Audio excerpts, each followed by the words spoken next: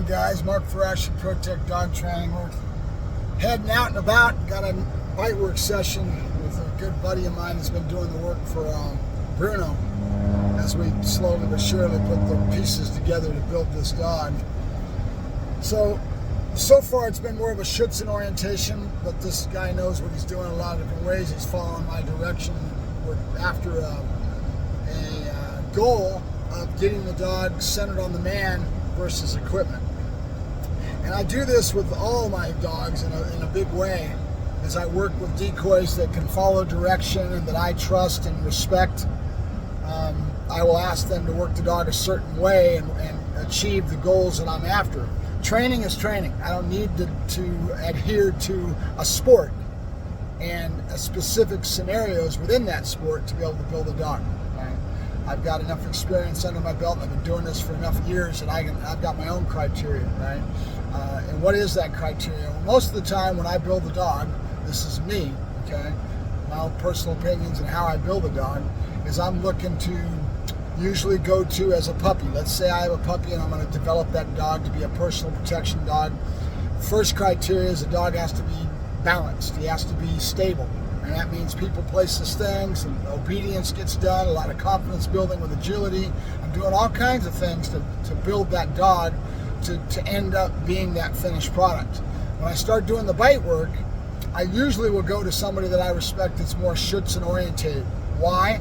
Because they have the criteria in the areas that I believe in, because that was my indoctrination when I first started. And so there's more of a Schutzen build with bite, okay? Not necessarily the scenarios of Schutzen, but the decoys all have a good sense of the science behind getting a dog to bite the back of his mouth, and the whole instincts of a dog. Now, in general, this gentleman is doing, because it's more natural for him, he's getting the dog to feel power by pulling back on the sleeve, and that's old school. It's been around for a long time. In Schutzen, if you go, they want the dog to actually have enough power to pull the decoy off his feet if possible. But basically, when you see the crowd go crazy is when a dog's showing a lot of power by pulling the sleeve behind the decoy and getting him in a situation where the dog is taking control of the decoy, right? And with good decoys, that's hard to do because they know what's going on, right? So when a dog can do that, it's been conditioned to do that properly within the sport of Schutzen, the crowd will go crazy because the dog's showing power. That's what they want, right? And that comes from old school, because we're in Schutzen, they're building a dog and they put the science behind the whole sport of Schutzen in a very natural sense. The dog goes out, grabs his prey, pulls it down to the ground and kills the prey, and then takes it off and eats it, right?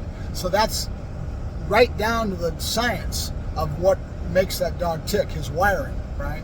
Now, a lot of these new sports that are suit sports, and the PSA and Canine Street League and things like that, they want to see the dog go up high and take a bite anywhere on the body, all that kind of thing, and they're doing a totally different build that actually goes against the instincts of the dog.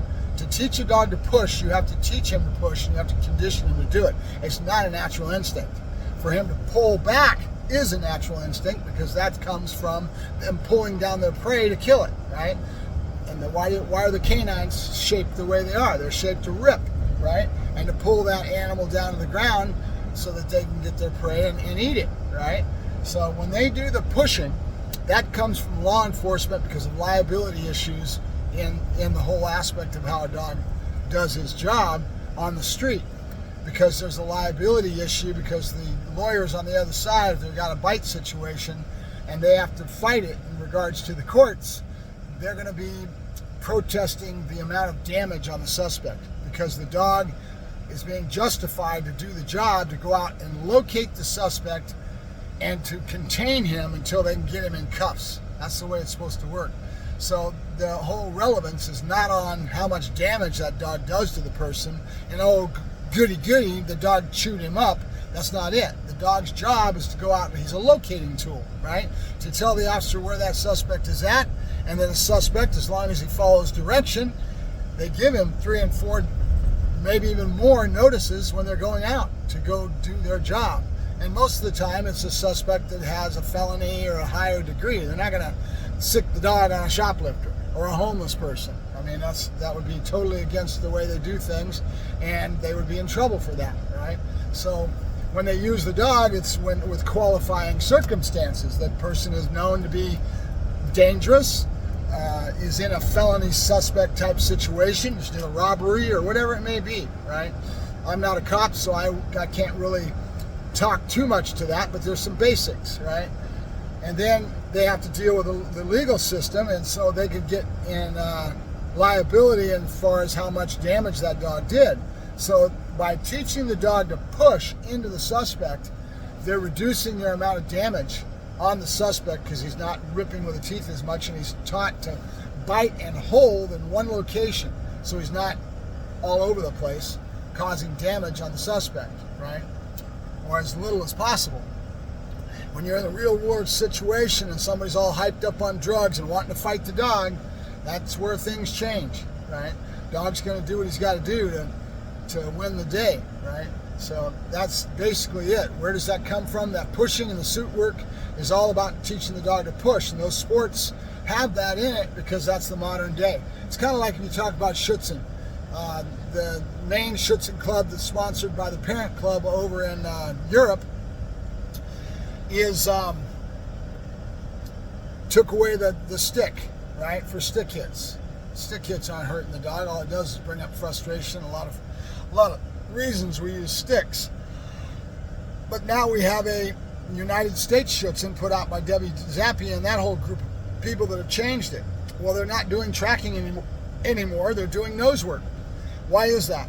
Because the modern age is a lot more applicable, because the dog's job out on the street is to do a lot more nose work, and the fields are getting hard to find, and farmers are not letting us go out and use the fields for tracking, and there's a lot of work and a lot of pain in the rear and trying to find tracking fields and all that. Is it still being done? Yes, it is, but it's kind of fading away, and you can see it when another sport comes in, like that United States Schutzen, right?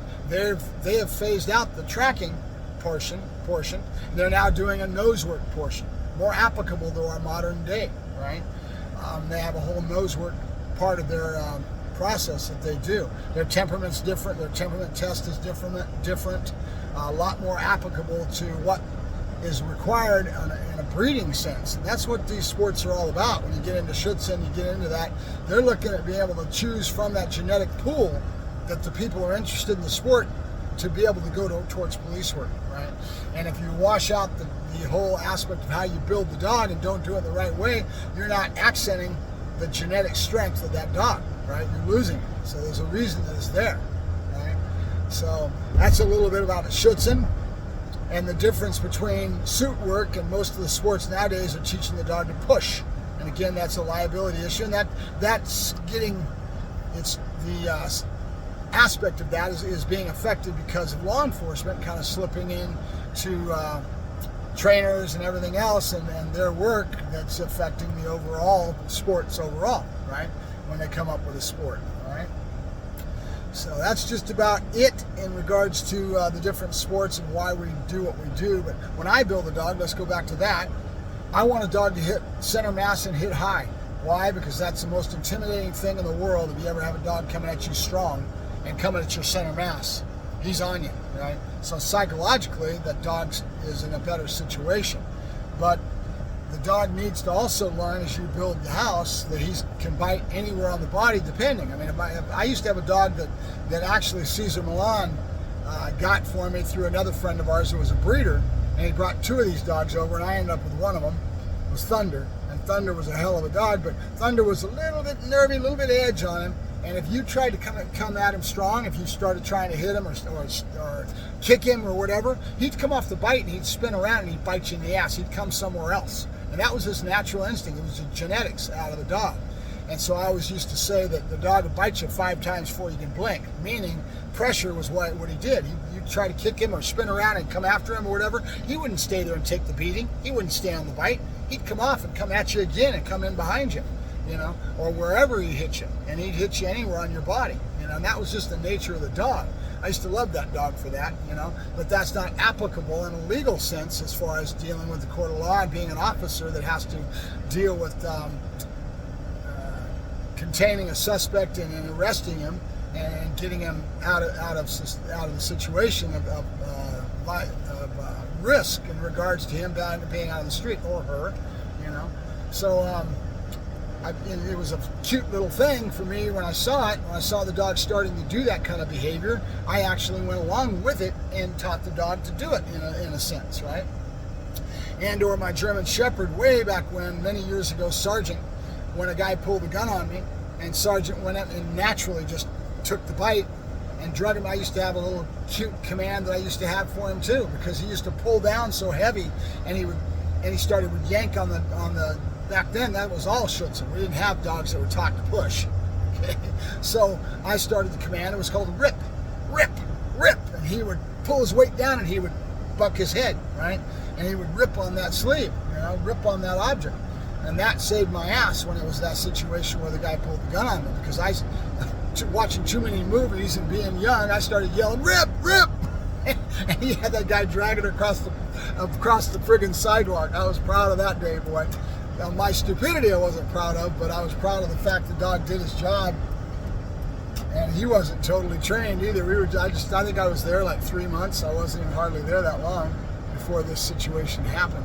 So, all right, I'm done yakking the screen. I got about an hour drive to get to where I'm going. But that's a little bit about bite work and protection, how I build the dog. So in other words, what I'm getting at is that what I'll do with this Shepherd is we'll go up top, center mass, the bite's what we'll worry about, where he's biting, in the back of his mouth, being calm, collective, all that good stuff within the bite.